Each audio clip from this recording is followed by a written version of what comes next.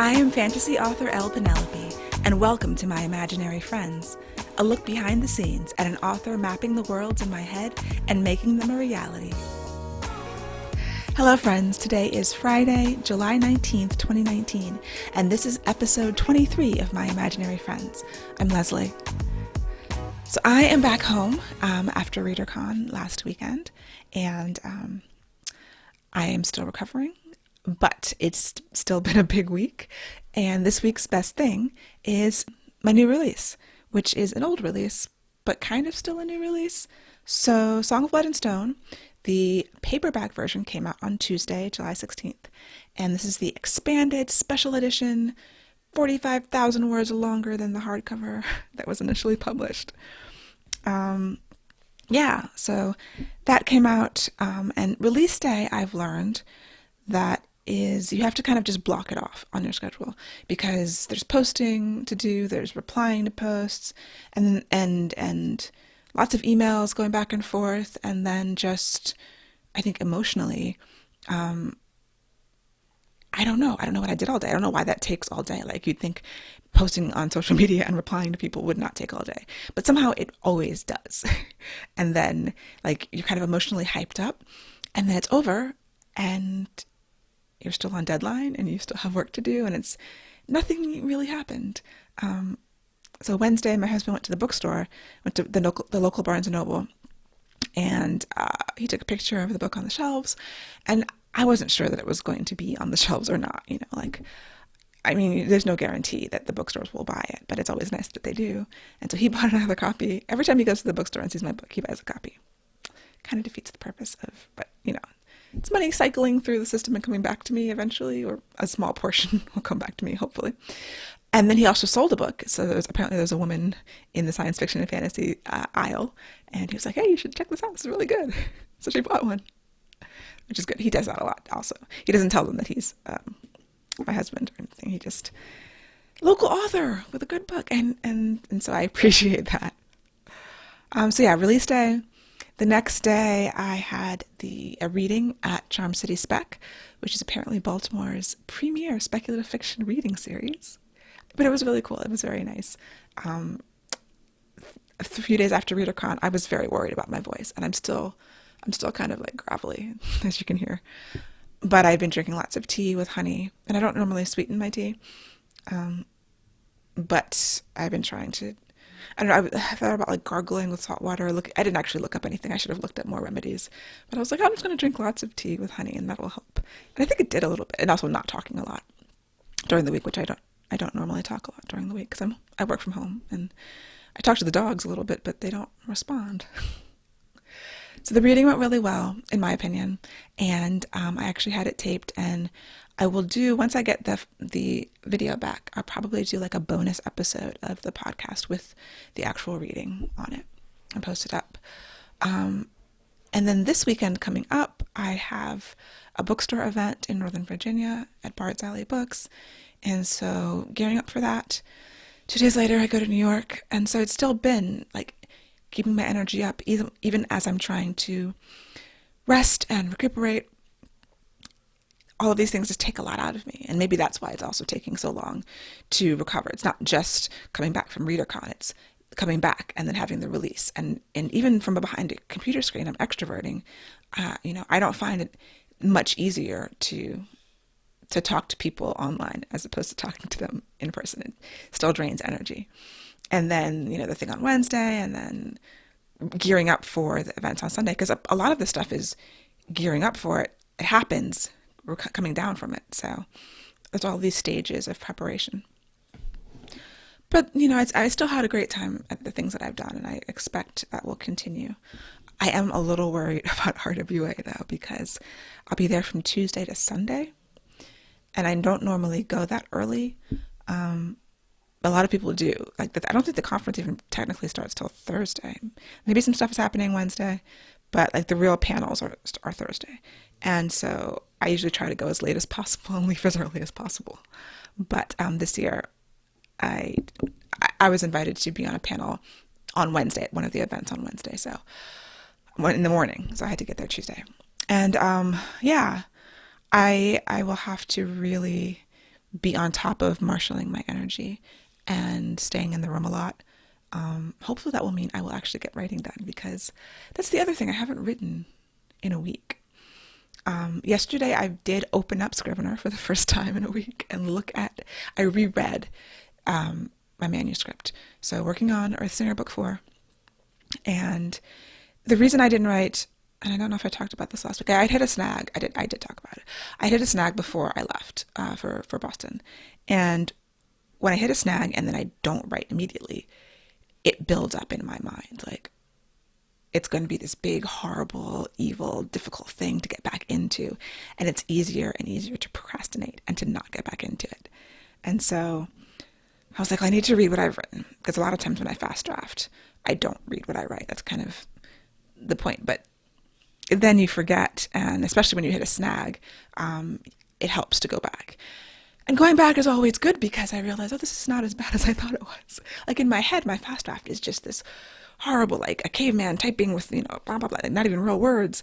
But it's actually pretty coherent, and it's still rough, but there's a lot of actually good words in there that I might be able to keep. And I don't know if this is just the fog of memory, or if I'm actually getting better at fast drafting, or maybe some combination of the two. But even the storyline that didn't feel right was okay. It still doesn't feel right, but it's like fine writing, it could go that way if internally I felt better about it. I still don't know how to fix it exactly. And so partially it's taking some time to just rest and not, kind of be gentle with myself and not push so hard, because I am coming off a period of high stress all around. I'm finally able to sleep again. The melatonin is working again, whereas like when I'm deep in insomnia, even the melatonin doesn't work for me. So yeah, I'm just trying to like calm down about it. It's still July. This book is due in February, and my schedule that I had wanted, I've already blown past. So nothing to be done about that, but like regroup and try not to beat myself up too much. I'm thinking about sneaking in a short story, which sounds crazy. Like, why add more stuff?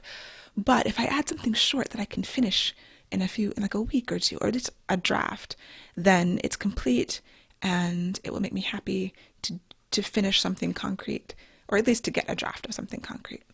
And I do want to do more short stories, and especially this kind of short story series that I have envisioned, that I have one done, and I want to do at least 5 or 6 more, maybe more.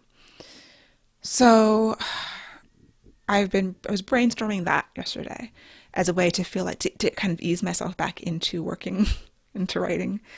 And so that's like a low pressure thing that nobody is asking for, that would just be for me. And sometimes that's a good way for me to get out of these little slumps when I'm feeling bad about my progress and lack thereof. So a lot of this is resistance in the Stephen Pressfield, The War of Art sense of the term. And if you have not read The War of Art, and if you are in any way an artist, run, don't walk, and get that book. It's a skinny little book. It's behind me somewhere, but it's a thin book. It doesn't take long. I have the audiobook, although I have a version of the audiobook with a narrator. Apparently, Stephen Pressfield, the author, has done his own audiobook, which I might get that one too, because I've read it several times. I keep going back to it, and it's wonderful. And the idea is that just resistance is this force that stops you from doing your work, and it can take the form of, take many forms. For me, often it's being sleepy. When I get to the point where I'm going to write, if I put it off and don't do it first, which is always the best way, first thing in the morning. But when I'm in this procrastination mode, I'm like, oh, I'll just do it in the afternoon. I'll get my work done. I'll check my email. I'll check Facebook. I'm checking social media, which I don't usually do. This is how I know I'm in the hole. But like, I'll write in the afternoon. And then by like 4 o'clock, I'm sleepy and I have to take a nap. And that's resistance. And I know it's resistance, but I'm still like falling asleep at my desk. And there are various strategies that I've used in the past successfully to battle it. And part of it is I'm just tired. Like, there are things that I know that I could do that would help. but I don't want to do them. And that's also resistance, right? Like resistance is battling my resistance. It's keeping me from everything. So, but one thing that helps is just like write 100 words. Like if I sit down and I'm just like, I'm just going to write a paragraph. I'm going to sit here. I'm going to take 10 minutes and write one paragraph. I'm going to write 100 words. And inevitably that becomes 1,000 or 2,000 words. So that is something that is good. Like reduce your expectations to something not just doable, but like easily doable. And then it's sort of like a psychological trick. Like, okay, if I'm just going to write 100 words, anything past that is gravy. And when I get past that, it's like restarting the motor, which is what after an extended period of not writing, which a week is for me, restarting the engine is all I really need. But I have to be in the mindset to do that. So it's Friday. I will probably do that too. The other thing I was just thinking, I need an accountability partner, which who I have. I just have to ask them to check in with me. The other thing that helps with resistance is accountability partners and having a person who you said, I'm going to do this, check up on me, make sure I did it, shame me if I don't do it. And that is also a very good strategy for battling resistance. And so in my weekly mastermind this morning, I'm lucky that I have, a really good writer community that I've built up over the years of people that I trust to not just in terms of critiquing work, but who kind of know me and know my thing and can tell me when I'm being ridiculous and also support me when I'm also being ridiculous in a different way. And so we sketched out a plan because several of us are in this position where we're like, we forgot how to write books. Like we've done this a lot before, but now is different and every book is different. And so we're going to re-engage our accountability check-ins with each other, and we have a plan for that. So that is also key. Like I tell the story a lot. The only way I ever finished anything, this book, which was actually Song of Blood and Stone, is the first novel I ever finished, was through accountability. The only way I won NaNoWriMo my first year was because of this. Accountability partners, checking in with people, actually writing with people. And I went to one of those like years ago to a NaNoWriMo write-in, and it wasn't for me. Like writing with strangers that you just like go to Panera and meet up with, that didn't work for me. Also because they were just talking a lot. But what ended up working is writing with people I knew. We didn't live in the same place, so we met on Google Hangouts, and we would set up a timer, like a browser timer, eggtimer.com. It's not .com, it's eggtimer, but it's like a weird URL. I'll put it in the show notes if you need some sort of browser-based timer. But the good thing was on Google Hangouts, I would put it on my screen, and so everybody could see it, and we would just sitting there quietly writing for 20 minutes until the timer went off, and we would do 1 or 2 sprints, and I got through several NaNoWriMos that way. So I know the techniques that have worked in the past to get through this.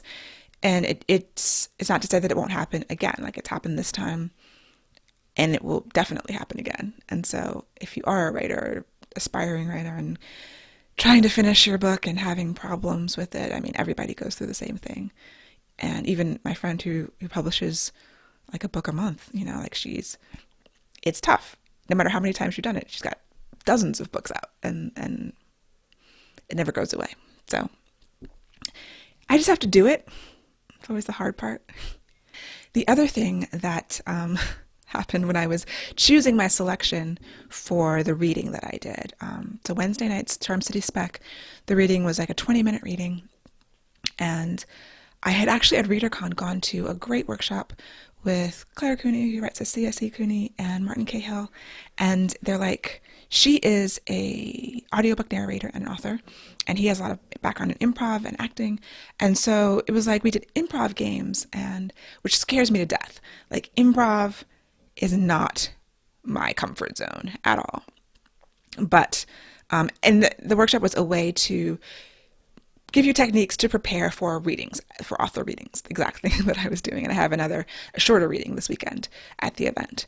And so started out with like mouth warm up things and like tongue twister type things. And So I got a lot of great tips from that. And then the improv games, which I'm always very, very self-conscious, and doing improv games. So we did a game that was called Freeze, where two people start in the circle. You're in a circle around, you're standing in a circle, words, and two people are in the middle, and they do like a scene. They start a scene, and with improv, you can't like say no.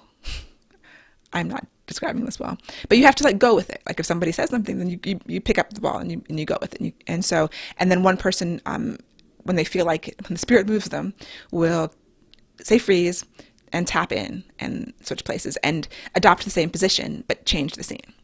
And so, the two of them who were leading the workshop started out, and then I think they had like a ringer, a person who they had brought in to do this.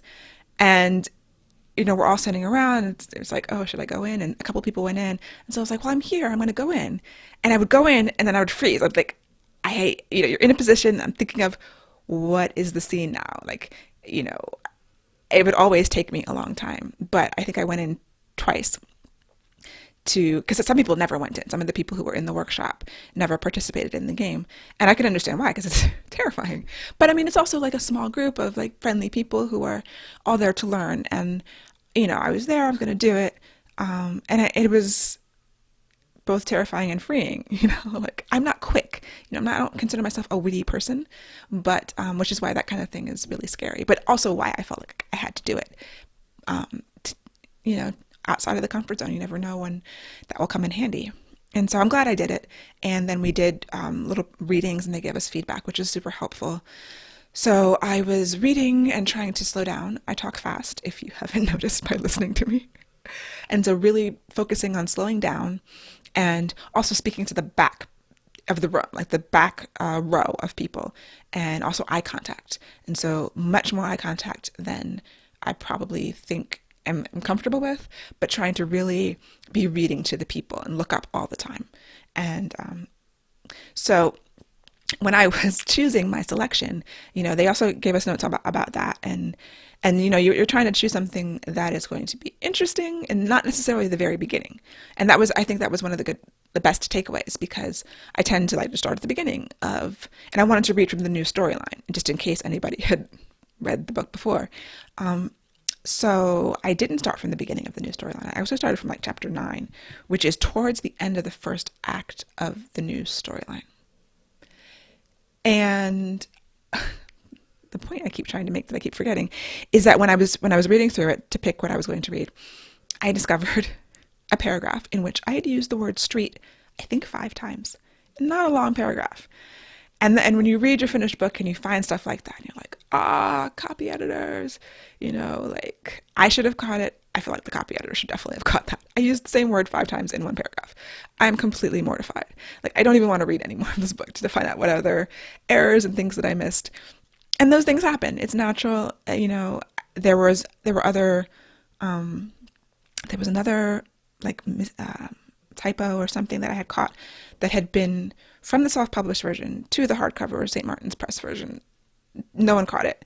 I think I did catch that one in this version, but there's always going to be stuff that you don't catch, and I'm going to have to pretend that paragraph is not the way it is. And I know there's probably a lot of stuff like that. I do wish it wasn't there, but there's literally nothing I can do about it now, so I will have to just suffer in silence. Which brings me to another thing that I saw this week was author J.R. Ward, who is a paranormal romance author. Huge. Black Dagger Brotherhood was one of the first paranormal romance series I read. It was J.R. Ward, Cressley Cole, and Nalini Singh who first got me reading paranormal romance. And so she posted I saw a post from her on Facebook, which was, I don't know if it was prompted by something, but essentially it was kind of just about the process of, as a writer, not getting too much feedback. I know that when I first was writing Song of Blood and Stone with an eye towards self-publishing it, I knew that I needed beta readers. And I think I had like 10 beta readers for that book, which is too much. There's only so much feedback that you can get. And sometimes people's feedback is going to be contradictory. Like, oh, I love this, with the same person is the same thing one person loved, another person will hate. So while I think feedback is super necessary, there's a point at which it becomes like not so helpful. And part of her point in this post was that you can't edit by committee. And so she has like one or two trusted people that she uses, basically her editor and maybe another person. And so I have a lot of angst about, especially when I find errors like that, like not enough people have read this. I didn't get enough feedback, outside feedback on it. And at this point, like with the deadlines that I've had, I haven't had time for beta readers. Like, here, can you read 130,000 words in 4 days? Like, that's the timeline I'm in. And who can do that? So, and I wouldn't ask anybody. And I do pay beta readers when I have more time, because I really want it in a quick turnaround, like a week, 10 days. I think 10 days is reasonable for a beta reader, for something this length, but with the past couple deadlines, I haven't even had an extra 10 days like that for at a point at which I thought it was ready to show to a beta reader. So in that way, it made me feel better because there are a lot of people who don't get a lot of feedback. I don't know. It kind of made me feel better, but then afterwards I found that paragraph with all those streets in it, and so I was like, someone. But and then at the same time, I know that the copywriter and at least a couple of proofreaders had gone through it, and because the proofreaders this last time had actually raised some questions about some things, so I know that it was carefully edited, but I'm still dealing with the after effects of finding that paragraph. Another thing I posted on Twitter was a retweet of Megan Rapinoe, the soccer player on the women's soccer team, and it was like just a video of her like celebrating. It's like all women should celebrate like this, celebrate your victories like this. And I posted it more as an aspirational thing because in no way of any kind do I celebrate anything like that. Like I read something that she said that they won this championship, and she said that she deserved it.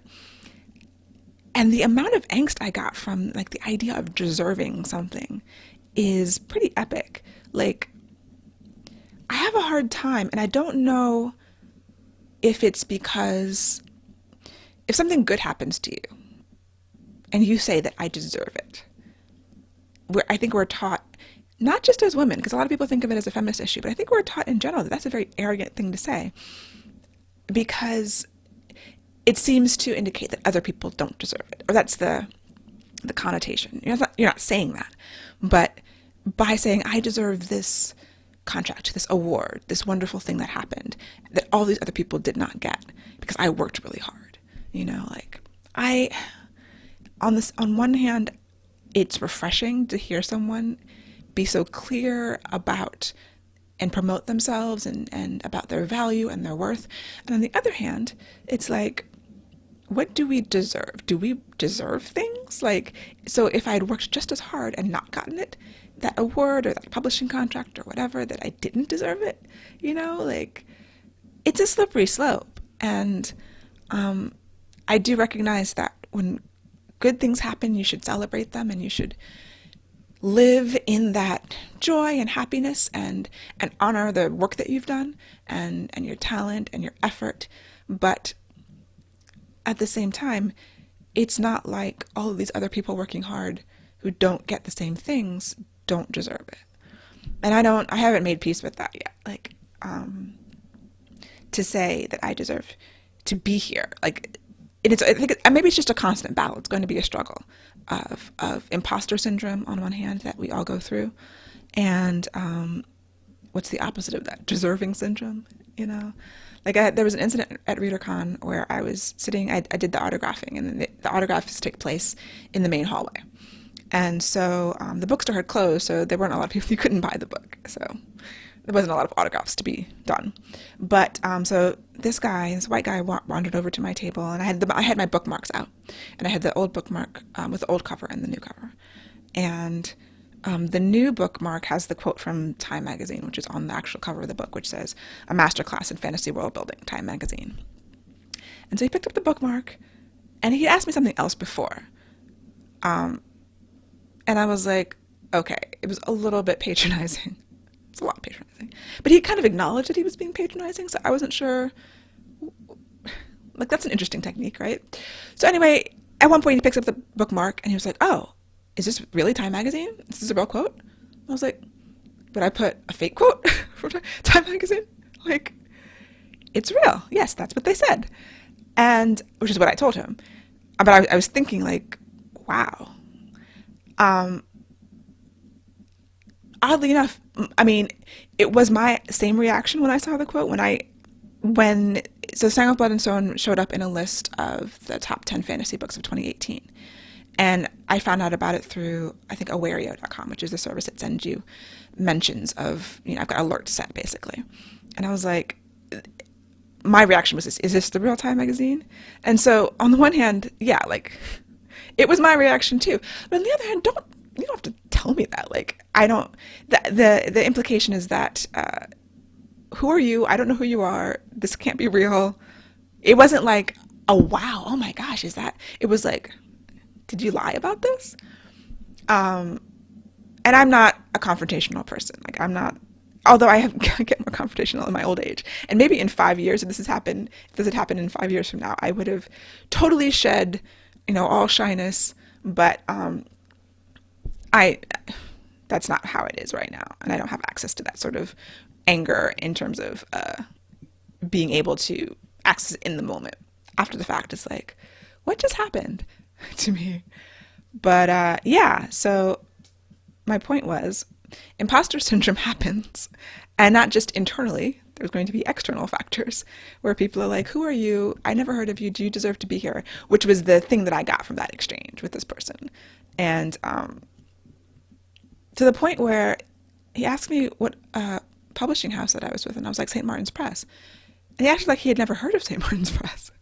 So yeah, like, in another life, another person would have probably read him the right act, but that's just not how I get down. And I do often wish that I had more access to being confrontational in that type of situation, which I'm not in that often. Like, although there was a thing at BEA that happened last year, which was, and I don't know if it's just a white man thing when they see you in a place, but my suspicion is that that has a lot to do with it. That if I had been anyone else sitting there, if I had been a white male or even a white female, that might have gone down differently. I don't know. One of the things we talked about on one of the panels was how racism is like gaslighting. Like, you feel that this is why this is happening.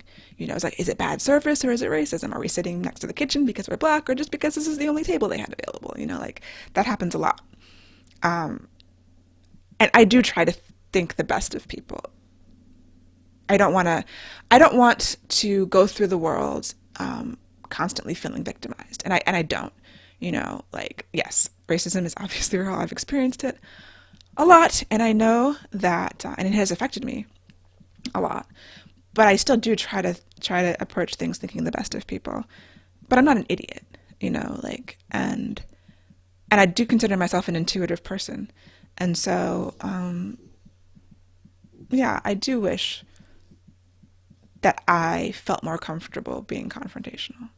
Like, that's not, whatever, there's a stereotype that black women have this thing where we're just kind of going to snap. And that's cultural, but I was far too shy to ever have access to that. I was far too introverted. And even though I'm able to be out and I'm able to push back a lot more than I ever have, it's still difficult and it's still like a trial.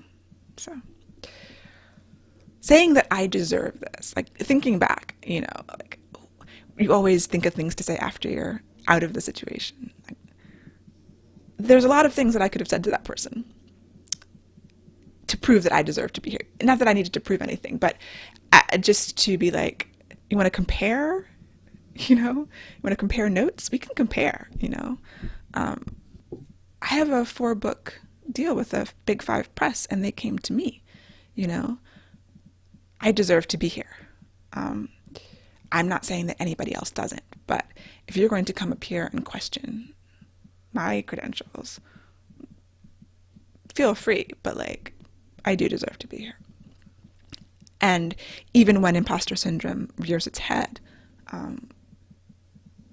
yeah, I know that I deserve to be here. And that's the good part of that.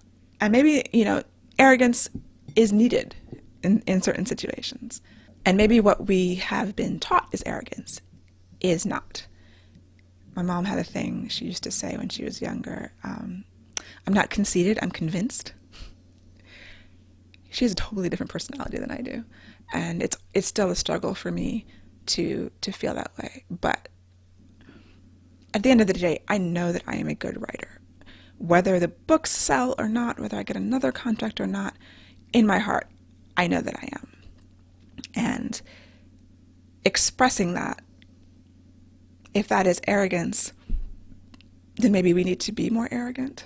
And maybe it's not actually arrogance. Like the line between confidence and arrogance can be weighty.